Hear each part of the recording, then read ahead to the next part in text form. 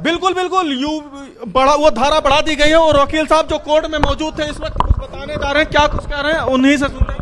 वकील साहब, क्या कुछ हुआ कोर्ट में? आज एटीएस ने अभियुक्त अब्बासी को यूएपीए एक्ट लगाकर उसमें रिमांड बढ़ाने के लिए न्यायालय से आवेदन किया था, जिसको न्यायालय ने स्वीकार करती है। यूएपीए एक्ट को रिमांड बढ़ा दिया और इसको अभियुक्त को एनआई/एटीएस एक्ट के विशेष न्यायालय में अभियुक्त को भेज दिया। यानी कि केस ट्रांसफर लखनऊ कर दिया गया? हाँ, नो डाउट कर दिया। तो अब यहाँ गोरखपुर जेल भेजा जाएगा? अभी तो जुडिशियल कस्टडी में 14 दिन को दे दिया गया है। अब वो एटीएस वहाँ न्यायालय से ट्रांजिट रिमांड यहाँ बढ़ाएंगे और यहाँ से अपने एनआईए और एटीएस के कोर्ट के कस्टडी में लेंगे। तो अभी जिस तरीके से ये बढ़ाया गया या 307 लगा था, तो अब क्या आगे की क्या प्रोसीडिंग? उसमें ये सेक्शन 16/18/20/40 ये धारा होती है यूएपी एक्ट की, इसको एटीएस ने बढ़ाया है और उसमें रिमांड, उस एक्ट में रिमांड ये जुडिशियल मजिस्ट्रेट ने इसको बढ़ा दिया। तो अब आप देखिए कि यहाँ पे जो है यूएपीए जो धारा है वो धारा बढ़ा दी गई है और कोर्ट के अंदर से जो कोर्ट के प्रोसीडिंग में वकील साहब मौजूद थे उनका ये साफ कहना है कि वो धारा बढ़ा दी गई है और साथ ही इस केस को अब गोरखपुर कोर्ट से लखनऊ ट्रांसफर कर दिया गया है और अब लखनऊ की कोर्ट में वहां पे होगी। हालांकि अभी इसको 14 दिन की न्यायिक हिरासत में भेजा गया है और यहाँ के बाद फिर अब जो एटीएस की टीम है, जो एटीएस के लोग हैं, वो उसको लेकर जाएंगे और वहां का जो सक्षम न्यायालय है यानी कि यूपी एटीएस का जो सक्षम न्यायालय है वहां पे पेश किया जाएगा और उसके बाद फिर सारी जो प्रोसीडिंग है वो वहीं पे चलेगी। जी रामगोपाल, यानी कि धाराएं बढ़ा दी जाएंगी और शिकंजा और तेजी से कसेगा इसके ऊपर, मुर्तजा अब्बासी के ऊपर। लेकिन और जो लोग उससे जुड़े हुए हैं, जिनको कस्टडी में लिया गया था, जिनसे सवाल जवाब किए जा रहे थे, उनके ऊपर कोई अपडेट आपके पास हो?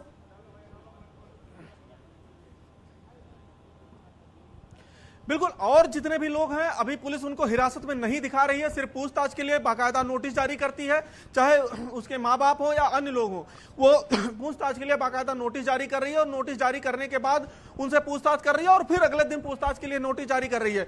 चूंकि अगर हिरासत में पुलिस दिखा देगी तो उनको 24 घंटे के अंदर सक्षम न्यायालय में पेश करना होगा और जब सक्षम न्यायालय उसके बाद फिर उनको पुलिस कस्टडी या फिर न्यायिक हिरासत देगी तो उसके बाद फिर आगे की कार्रवाई होगी। शायद इसीलिए जो एटीएस की टीम है कानूनी पचड़ों से बचते हुए और कानून का ही सहारा लेते हुए सिर्फ नोटिस दे रही है और नोटिस के आधार पे ही पूछताछ कर रही है लगातार। रामगोपाल, आप इस खबर पर लगातार बने हुए हैं। आज बहुत दिनों के बाद, मतलब लंबी रिमांड के बाद एटीएस ने उसको गोरखपुर कोर्ट में पेश किया। कोर्ट के अंदर क्या सवाल जवाब, क्या सबूत पेश किए गए, एटीएस ने कैसे कोर्ट में अपना पक्ष रखा, इस तमाम जानकारी आप तक पहुंची होगी। विस्तार से हमारे दर्शकों को बताइए, कोर्ट में क्या क्या हुआ।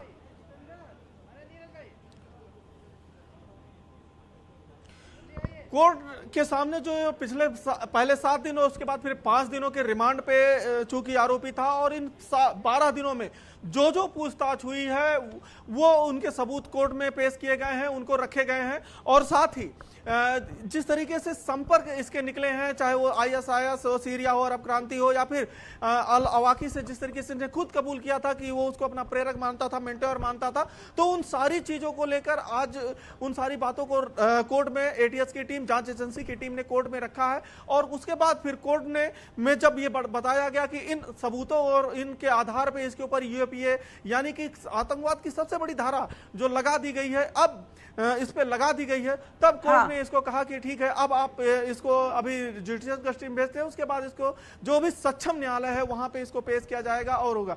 अब और क्या क्या बात हुई है, क्या हुई, ये थोड़ी देर बाद ही पता चल पाएगा। ठीक है रामगोपाल, आगे क्या, आज क्या होने वाला है? आज कहां रखा जाएगा मुर्तजा अब्बासी को? आज जेल में डाल दिया जाएगा?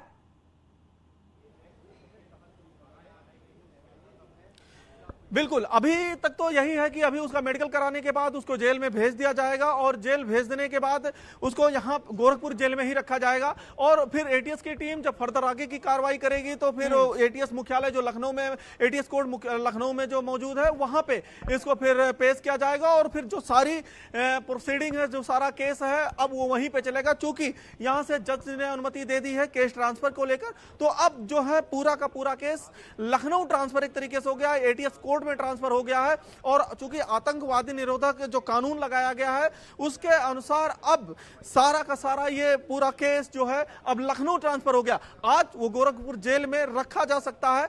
अब एटीएस को यह तय करना है कि वो आज ही वहां पे पेश करेगी कि एक दिन बाद पेश करेगी, लेकिन कुल मिलाकर अब यहां से केस लखनऊ के लिए ट्रांसफर हो गया है। रामगोपाल, जांच का दायरा जाहिर तौर पर बढ़ेगा, यूएपीए लगाया गया है, धाराएं बढ़ चुकी हैं। अब क्या ये जांच जो है एटीएस से निकलकर एएनआई की तरफ जाएगी? करा दीजिए, करा दीजिए, रिकॉर्ड हुआ है क्या? नहीं, फिर से करते हैं। चूंकि जिस तरीके से देश के कई राज्यों में संपर्क सूत्र एटीएस संभाल रही थी, हालांकि अभी ये सामने नहीं आया है कि एटीएस की टीम को क्या क्या सबूत हाथ लगे हैं, क्या क्या बातें हाथ लगी हैं, लेकिन जिस तरीके से वो देश के कई राज्यों में इसके संभाल रही है और साथ ही नेपाल का जो कनेक्शन सामने आया था, सीरिया की फंडिंग सामने आई थी या अन्य बातें जो सामने आई थी, उसको लेकर कहीं ना कहीं एनआईए की टीम जरूर एक्टिव हुई है और एनआईए की टीम लगातार इस मामले पर नजर बनाई हुई है। तो अगर जो टेरर फंडिंग की बात अगर सामने आती है तो टेरर फंडिंग के मामले में फिर एनआईए से लेकर ईडी तक सारी एजेंसियां जांच करेंगी, लेकिन अभी तक कितने सबूत टेरर फंडिंग के एटीएस के हाथ लगे हैं या एटीएस के पास हैं, इस पे अभी कहना जल्दबाजी होगा और इस पे अभी कोई कुछ भी नहीं बोल रहा है। जी, इस पर कोई कुछ नहीं बोल रहा है, लेकिन रामगोपाल, हमने आज सुबह ADG law and order Prashant Kumar को भी सुनाया, जिन्होंने इस मुद्दे पर बात करते हुए सीधे तौर पर कहा कि ये सोची समझी साजिश के तहत ही हमला किया गया था।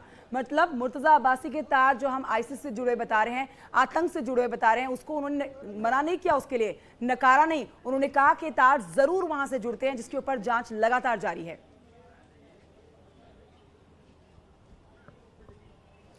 बिल्कुल बिल्कुल, पहले दिन से ही ये पूरा मामला जो है आतंकवाद की तरफ ही घूमता हुआ दिखाई पड़ रहा था और तभी जो है फर्स्ट डे से जिस दिन इसने हमला किया उसके कुछ ही घंटों के अंदर ही एटीएस की टीम जो है वहां पे सक्रिय हो गई थी। एटीएस की टीम ही पूछताछ कर रही थी। गोरखपुर पुलिस की जो टीम थी वो एटीएस के जो है उसकी मदद में लगी हुई थी और 12 घंटे के अंदर ही आधिकारिक रूप से गोरखपुर पुलिस ने इस केस को एटीएस को ट्रांसफर कर दिया था, क्योंकि एटीएस के जो लोग थे, एटीएस के जवान थे, वो लगातार मुर्तजा पे नजर रखे हुए थे और हमले के एक दिन पहले वो मुर्तजा के घर भी गए थे, पूछताछ कर रहे थे।